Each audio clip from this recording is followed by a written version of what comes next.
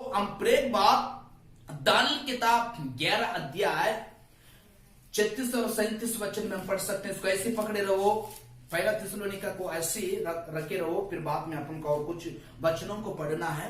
Daniel की किताब 11 अध्याय 36 और 37 वचन को पढ़ो तो तब वह राज्य अपनी इच्छा के अनुसार काम करेगा और अपने आपको सारे देवताओं से ऊंचा और बड़ा ठहराएगा, वरन सब देवताओं के परमेश्वर के विरोध भी अनोखी बातें कर। देखो, सब देवताओं के विरोध में बातें करेगा, केवल परमेश्वर के विरोध में भी बातें करेगा। इस दुनिया में परमेश्वर नहीं, कोई देवता नहीं, मैं ही परमेश्वर हूं करके वो मंदिर में जाकर बैठना है। पौलुस बताता है कि वो जाके मंदिर में बैठना है। वो व्यक्ति जब तक वो मंदिर में नहीं बैठेगा वो प्रभु का आना नहीं होगा करके पौलुस लिखता है। तो तुम कैसे बोल सकते हो कि कष्ट काल में कलीसिया नहीं रहेगा? जो व्यक्ति कष्ट काल में कलीसिया नहीं रहेगा, कलीसिया उठा लिया जाने के बाद कष्ट काल प्रारंभ होगा करके जो व्यक्ति कहता है, वो व्यक्ति डेफिनेटली मेरे नंबर पे कॉल करेगा। डेफिनेटली वो व्यक्ति मेरे नंबर पे कॉल करेगा, मैं उससे बात करूंगा। क्योंकि यहाँ पर भी वो व्यक्ति सब देवताओं को, परमेश्वर को भी तुच्छ जानेगा, तुच्छ समझेगा, उसका राज्य मनमानी प्रारंभ करेगा। सब परमेश्वर नहीं, कोई देवता नहीं, सबके ऊपर अपने आप को परमेश्वर ठहराएगा। और पढ़ो, वह अपने दानियल की किताब, वह अपने पुरखाओं के देवताओं की चिंता ना करेगा, ना स्त्रियों की प्रीति केयर करेगा, कुछ चिंता करेगा, कुछ और किसी का चिंता करेगा वो, और ना किसी देवता की ना किसी स्त्री का, ना किसी पुरखाओं का, ना किसी देवता का, ना किसी का वो चिंता नहीं करेगा। उसे कोई मतलब नहीं है। क्योंकि वह अपने आप ही को सबों के ऊपर बड़ा ठहराएगा। अपने आप सबों के ऊपर बड़ा ठहराएगा। इससे पहले हम दूसरा थिस्सलुनीका की किताब में पढ़े ना, अपने आप को परमेश्वर कहलाएगा, अपने आप को पूजा में कहलाएगा, परमेश्वर के मंदिर में बैठेगा। वो जब तक प्रकट नहीं होगा तब तक प्रभु यीशु मसीह का दूसरा आगमन नहीं होगा। प्रभु यीशु मसीह का राज्य का आगमन नहीं होने वाला है। कलीसिया नहीं उठा लिया जाएगा, क्योंकि बाइबल में 2 ही पुनरुत्थान है। पढ़ो, वह अपने राजपद पर स्थिर रहकर दृढ़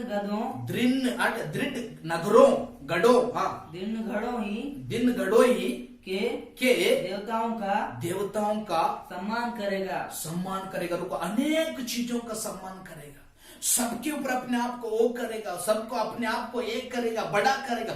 क्योंकि एक क्रिस्त विरोधी आना है करके पौलुस ऑलरेडी एडी में लिखा है, थिस्सलुनीका कलीसिया के लिए लिखा है। उस समय लोग गड़बड़ी, अचानक अचंभित में हो जा रहे थे, प्रभु आ जाएगा, कल आएगा बोले से ऑलरेडी पौलुस दूसरा आगमन के बारे में प्रचार किया। क्या करके प्रचार किया? जब तक नाश का पुत्र प्रकट नहीं होगा, जब तक नाश करने वाला व्यक्ति नहीं होगा, तेजोमय कहलाने वाला, परमेश्वर कहलाने वाला जब तक नहीं आएगा, तब तक परमेश्वर का आना नहीं होगा। इसका मतलब 3.5 काल के कष्ट काल में कलीसिया रहेगा। ये 3.5 काल के कष्ट काल में ही कलीसिया उठा लिया जाएगा करके मैं इससे पहले आप लोगों को बताया था।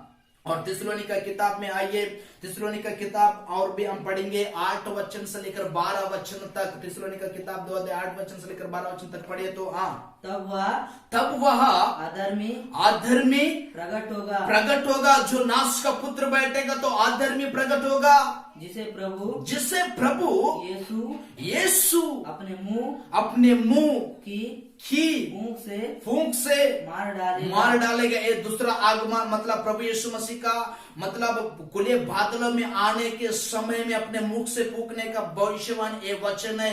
पढ़ो आगे, और अपने आगमन के तेज से भस्म करेगा उस अधर्मी का आना शैतान के कार्य के अनुसार सब प्रकार की झूठी सामर्थ्य सामर्थ्य और छिन्न और चिन्ह और अद्भुत काम के साथ और विनाश होने वालों के वो विनाश होने वालों के लिए अधर्म के सब प्रकार के धोखे के साथ होगा। यहाँ पर रुको, वो व्यक्ति शैतान व्यक्ति आएगा तो सब अधर्म होगा, झूठ होगा, धोखा होगा, हर एक चीज मन प्रकट होगा। अब तक यहाँ पर कोई प्रकट नहीं हुआ, वो व्यक्ति नहीं आया, कोई झूठ और धोखा कुछ भी। यहाँ पर अपने आप को परमेश्वर कहलाने वाला यहाँ पर आकर यरूशलेम के मंदिर में नहीं बैठा। यरूशलेम लोग अभी तक मंदिर को भी नहीं बनाए, वहां पर मंदिर बनना है, वो व्यक्ति प्रकट होना है। झूठ और धोखा इस दुनिया में प्रकट होना चाहिए, जब जाकर प्रभु यीशु मसीह का आना होगा। हाँ, आगे पढ़ो। क्योंकि उन्होंने सत्य से प्रेम नहीं किया जिससे उनका उद्धार होता है। जो व्यक्ति सत्य से प्रेम नहीं किया और जो सत्य को जानने का कोशिश नहीं किया, जो व्यक्ति सच्चा वचन को सत्य वचन को बताने से जो व्यक्ति के अंदर क्रोध हुआ, वो बताने से नहीं सुना, तो उनका उद्धार भी नहीं होने वाला। मेरे कलीसिया के विश्वासी लोग, अनेक कलीसिया के विश्वासी लोग, सत्य को प्रेम करो, सत्य को परखो, सत्य के वचन के लिए एकदम आशा रख के रखो, क्योंकि आज विश्वासियों को सत्य की वचन की जरूरत नहीं रहता है। और आगे पढ़ो। इसी कारण परमेश्वर उनमें एक भटकाने वाली आत्मा को डालेगा। हाँ, क्योंकि उन लोग सत्य को नहीं समझे, सत्य के मार्ग पर नहीं चले, सत्य के उन लोग नहीं है। क्योंकि उद्धार पाने के लिए, क्योंकि जो व्यक्ति आज सत्य पे खड़ा रहेगा, सत्य को जानेगा, क्योंकि सत्य पर रहेगा, उसी का उद्धार होगा। क्योंकि उनके अंदर परमेश्वर भटकाने वाला एक आत्मा भेजेगा। हाँ, ताकि जितने लोग सत्य की प्रीति नहीं करते वरन अधर्म से प्रसन्न होते हैं। क्योंकि लोग सत्य को प्रेम नहीं करते, सत्य से प्रसन्न नहीं होते। जो लोग अधर्म से प्रसन्न होते हैं, झूठ बोलना, धोखा देना, व्यभिचार करना, हर एक चीज को करना, आज विश्वासी पास्टर लोग के अंदर, अनेक लोगों के अंदर ये चीज है। क्योंकि ये व्यक्ति लोगों के अंदर सत्य को प्रेम नहीं करते। जो व्यक्ति सीना तान कर सत्य वचन प्रचार करता, तो उसके अनेक लोग बुरे विचारों के द्वारा बात करते हैं, लोग सत्य को प्रेम नहीं करते हैं। लेकिन अनेक लोग झूठ और धोखे को प्रेम करते हैं, विश्वास करते हैं करके बाइबल बतलाती है। हाँ, और ये भाइयों और प्रभु के प्रिय लोग चाहिए कि हम तुम्हारे विषय में सदा परमेश्वर का धन्यवाद करते हैं। क्योंकि परमेश्वर ने आदि में तुम्हें चुन लिया कि आत्मा के द्वारा पवित्र बनकर और सत्य की प्रीति करके उद्धार पाओ, जिसके लिए उसने तुम्हें हमारे 12 वचन तक पढ़ना है। 12 वचन हो गया। तुम हमारे परमेश्वर तुम्हें क्या करने के लिए आदि में इसीलिए तुम्हें चुना है, क्योंकि वो तुझे सत्य वचन पर चलकर तुम उद्धार पाने के लिए परमेश्वर ने तुम्हें चुना है। जैसा एक वचन को मैं आप लोगों को देता हूं, क्योंकि जो व्यक्ति सत्य को नहीं जानता है, अधर्म का प्रकट होगा, वो व्यक्ति का उद्धार नहीं आएगा। क्योंकि 12 वचन को पढ़ो तो 12 वचन को, ताकि जितने लोग सत्य की प्रीति नहीं करते वरन अधर्म से प्रसन्न होते हैं, वे सब दंड पाएंगे। क्योंकि जो व्यक्ति सत्य को नहीं जानता है, जो व्यक्ति सत्य को नहीं पहचानता है, जो व्यक्ति सत्य को नहीं पहचानता है, वो व्यक्ति दंड पाएगा करके बाइबल बतलाती है। जो व्यक्ति दंड पाएगा करके बाइबल बतलाती है। आज लोग सत्य को जानना छोड़ दिए, जो बता रहा था उसको लाके नहीं। जो प्रेरितों की किताब में बेरिया कलीसिया के समान लोग आज नहीं है। वचन पढ़ने का समय नहीं है, प्रार्थना करने का समय नहीं। मैं एक सिस्टर के पास मैंने फोन किया था, सिस्टर आपने मेरे वीडियो को देख रहे हैं क्या? वो कहती है कि मेरे पास टाइम नहीं है कि मैं आपके वीडियो को देखूं। आप ही का नाम, मैं किसी का नहीं देखती हूँ, तुझे टाइम नहीं है, तुझे सत्य को जानने का समय नहीं है ना, तो सत्य को जानने का समय नहीं है तो तुझे दंड पाएगी, तू नरक जाएगा, तू नरक जाएगी। क्योंकि यहाँ पर क्या लिखा, क्योंकि प्रसन्न होते हैं वे सब दंड पाएंगे। दंड कहां पर पाएगा? परमेश्वर के सिंहासन के सामने दंड पाएंगे। क्योंकि आज लोगों के अंदर नहीं है, आज लोग बताने का सुनकर चले जाते हैं, सच्चाई क्या चीज है, गलत क्या चीज है, उसको परखने के लिए वो व्यक्तियों के अंदर समय नहीं है। क्योंकि जिस व्यक्ति सत्य को जानेगा, सत्य को पहचानेगा, सत्य को जानने की कोशिश करेगा, उसको डेफिनेटली वो व्यक्ति का उद्धार होगा। हम आगे और पढ़ेंगे दानियेल की किताब 7 अध्याय 8 वचन को हम एक बार पढ़ेंगे। क्योंकि हे प्रभु यीशु मसीह को 3.5 काल में ही प्रभु यीशु मसीह एक कलीसिया को उठा लिया जाएगा, उससे पहले नहीं उठाएगा करके हम वचनों के अनुसार देखें। क्योंकि पहला 3.5 काल में ही प्रभु यीशु मसीह एक पवित्र लोगों को उसके अधीन में रखेगा। क्यों रखेगा बोलने से हम आगे वचनों के अनुसार देख सकते हैं। आप कह सकते होंगे कि कलीसिया को परमेश्वर कैसा छोड़ेगा? आदि के कलीसिया को नहीं छोड़ा है क्या? पतरस, यूहन्ना, याकूब, पेत्र, उनको नहीं हुआ है क्या क्लेश? आज जो क्लेश नाम से जो विश्वासी हो, जो क्लेश पाएगा वही पवित्र पाएगा करके परमेश्वर का वचन बतलाती है। प्रकाशित वाक्य 7 अध्याय 8 वचन को पढ़ो तो, दानियेल की किताब 7 अध्याय 8 वचन को पढ़ो तो, मैं उन सिंगों को ध्यान से देख रहा था। तो क्या देखा? उनके बीच एक छोटा सा सिंह निकला और उसके बल से उन पहले सिंगों में से 3 उकड़े गए। फिर मैंने देखा कि इस सिंह में मनुष्य की सी आंखें और बड़ा बोलने वाला मुंह भी है। रुको, यहाँ पर वो सिंह उखड़ने के लिए, जिन सिंह उखड़ने के लिए एक सिंह को जगह दिया। वो सिंह छोटा सिंह क्रिस्ती विरोधी, उसने मुंह दिया, आंख दिया, बड़ा बोल भी दिया है। और हम इसी को 20 वचन में देखते हैं। उसी में 7 अध्याय 20 वचन की एक बार पढ़िए तो, फिर उसके सिर में 10 सिंगों का वेद और जिस नए सिंह को निकालने से 3 सिंह गिर गए। यहाँ पर भी उस 10 सिंगों में से और एक सिंह निकालने के लिए और नया सिंह निकलने के लिए यहाँ पर भी 3 सिंह निकल गए, जैसा हम यहाँ पर देख सकते हैं। अर्थात जिस सिंह की आंखें और बड़ा बोल बोलने वाला मुंह और सब अन्य सिंगों से अधिक। बस हो जाएगा। 20 वचन को मैं पढ़ने बोला था, 20 वचन को पढ़ा है ना, फिर उसके बाद पढ़ना 24 वचन को। उन 10 सिंगों का अर्थ यह है कि उस राज्य में से 10 राजा उठेंगे और उनके बाद उन पहले से भिन्न एक राजा उठेगा। 10 सिंगों से और एक राजा भिन्न उठेगा, जो तीन राजाओं को गिरा देगा। 8 वचन में भी हम देखे गिरा देगा, और यहाँ पर भी देखे गिरा देगा, और यहाँ पर भी देखे 3 सिंहों को गिरा देगा बोलने से एक बहुत बड़ी युद्ध होगा।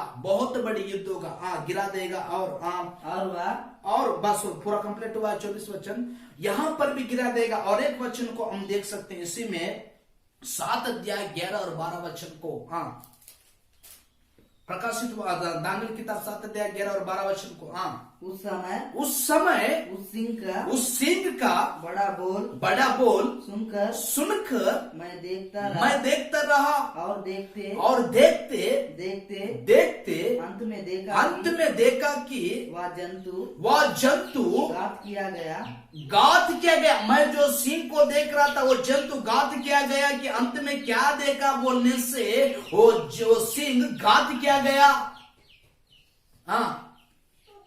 गात किया गया और उसका शरीर धधकती दकदकी हुई आग से भस्म किया गया शेष जंतुओं का अधिकार ले लिया गया परंतु उनका प्राण 12 वचन पूरा पढ़ना। उनका प्राण कुछ समय के लिए बचाया गया। यहाँ पर क्या लिखा?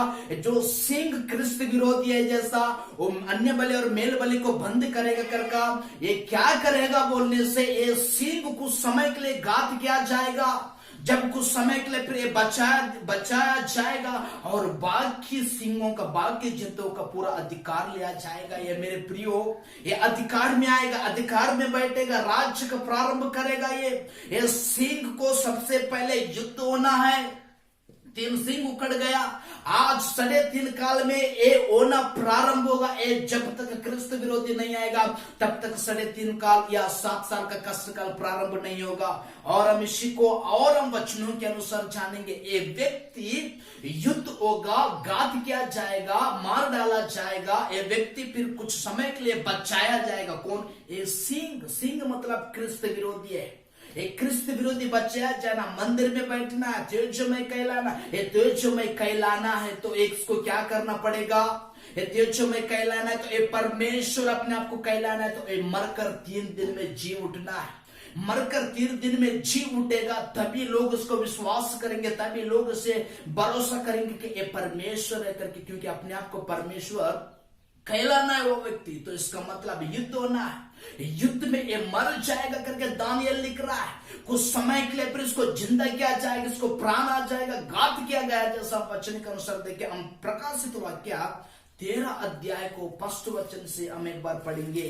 प्रकाशित वाक्य 13 अध्याय से हम फर्स्ट वचन से एक बार पढ़ेंगे। हाँ, तब मैंने एक पशु को समुद्र में से निकलते हुए देखा, जिसके 10 सिंह और 7 सिर थे।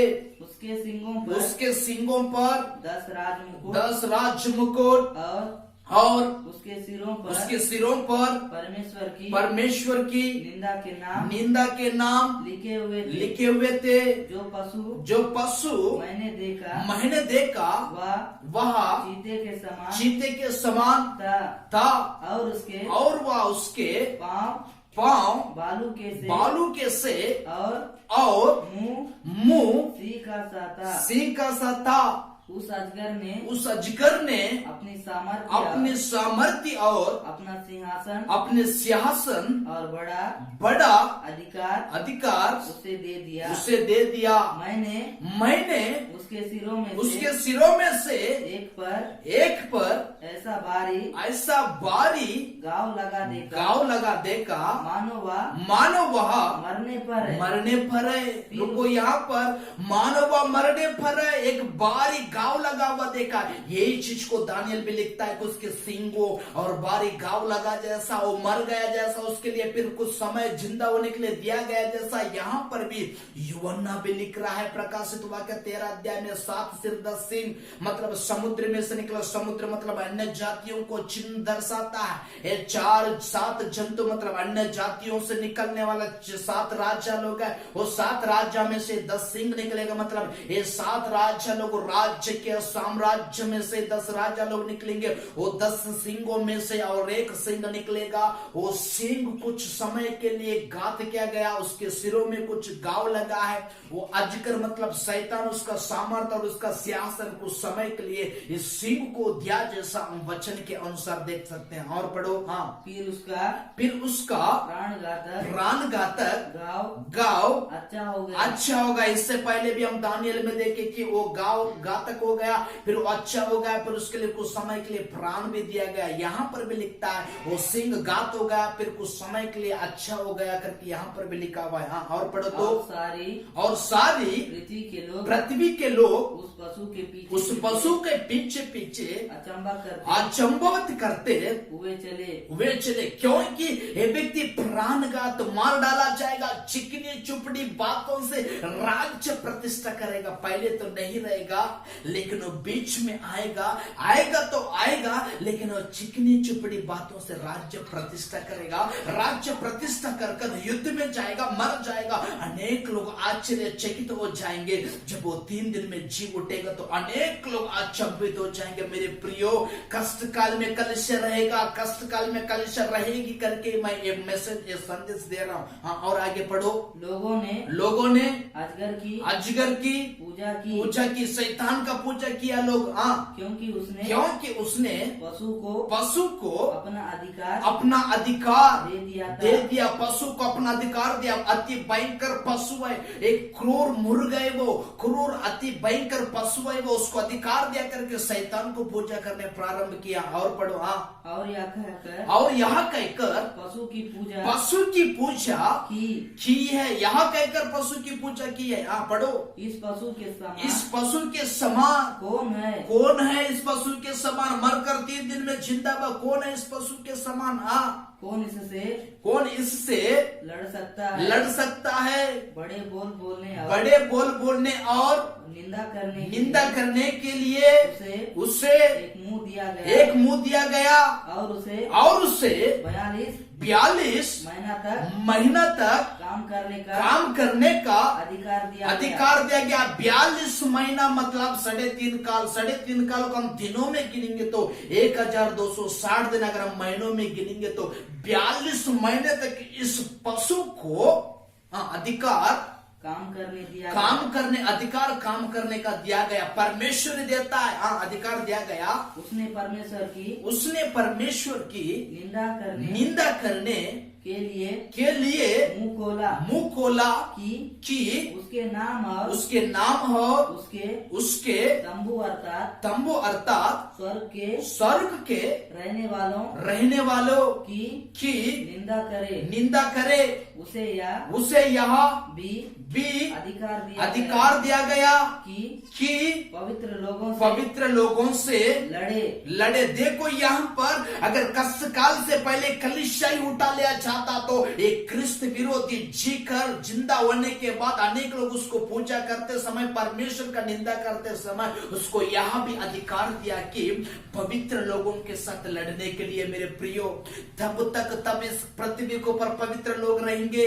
क्रिस्त विरोधी के 3.5 काल 42 महीना के लिए क्रिस्त विरोधी को पवित्र लोगों के साथ युद्ध करने के लिए यहाँ पर परमेश्वर समय दिया। उसको कलिशा कष्ट काल से पहले उठा लिया जाएगा करके जो व्यक्ति प्रचार करता है वो डेफिनेटली मेरे नंबर पे फोन कर सकता है, मैं उससे बात करूंगा। क्योंकि गलत प्रचार नहीं करना है, क्योंकि सत्य को जानना, सत्य को प्रकट करना, सत्य को समझ कर, नहीं तो तुम दंड पाओगे करके परमेश्वर ऑलरेडी पौलुस के द्वारा थिस्सलुनीका कलीसिया में लिखवाया, जैसा हम वचन के अनुसार देख सकते हैं। इस पशु को जब इसका मूर्ति बनाएंगे, इसका पूजा करेंगे, जब इसको क्या अधिकार दिया गया परमेश्वर का निंदा करने